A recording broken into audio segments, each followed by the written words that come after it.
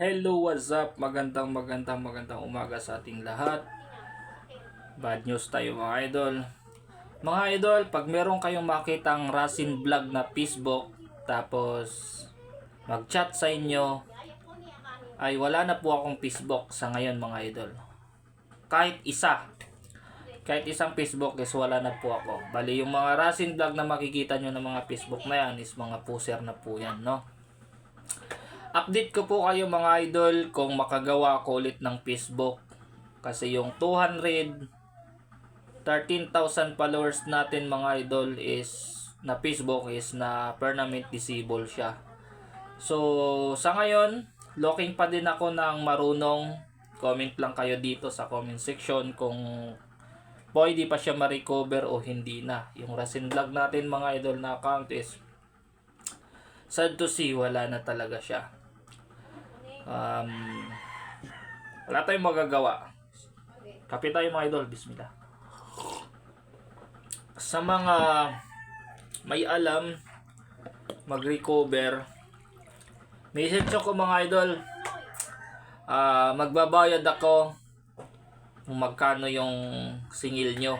Sakali kung magkano yung singil nyo, magbabayad ako mga idol kung kaya pa siya ma-recover. Pero pag hindi na mga idol is kailangan natin tanggapin, no? Ganun talaga, nothing is permanent, no?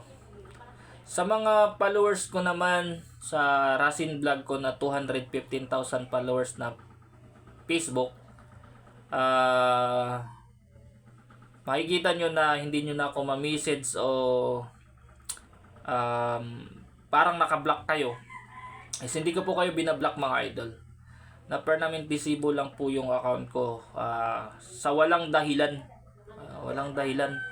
Ewan ko ni Facebook anong nangyari sa kanya. No?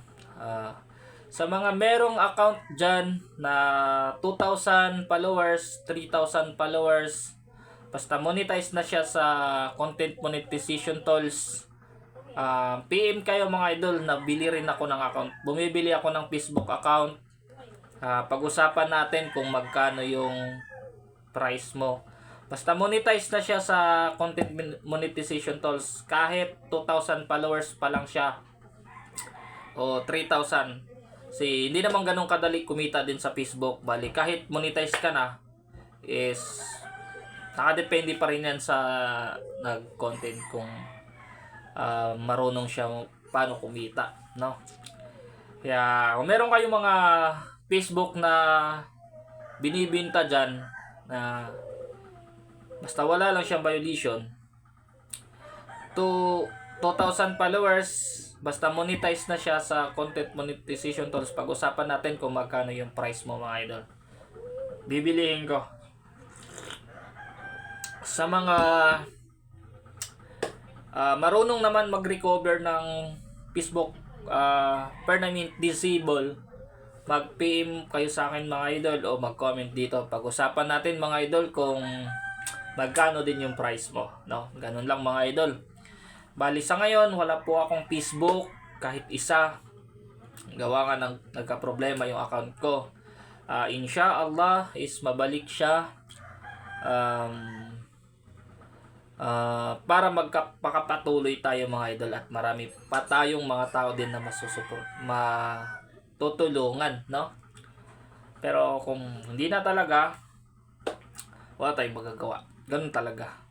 Update ko lang kayo mga idol kung meron na akong bagong account, at sana hindi kayo magsasawang mag-support sa akin, at sana ay nandyan pa rin kayo, at sana marami pa akong tao na napasaya.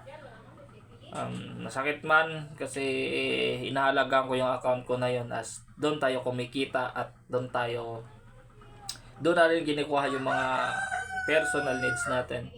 Pero ganun talaga mga idol, nothing is permanent. Pero hanggat meron pa akong napapasayang tao, hanggat meron pang natutuwa sa mga video ko,